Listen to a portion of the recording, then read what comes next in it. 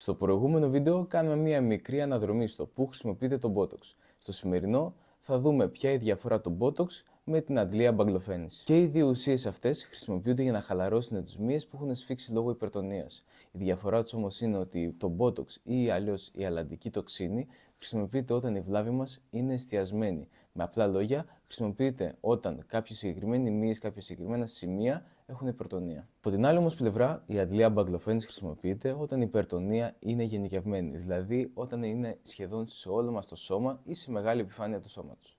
Ας δώσουμε ένα παράδειγμα.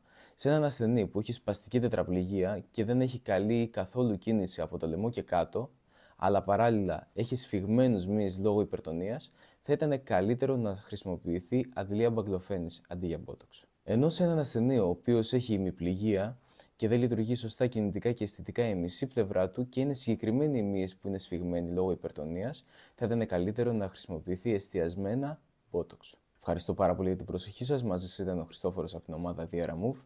Τα λέμε σε επόμενο βίντεο.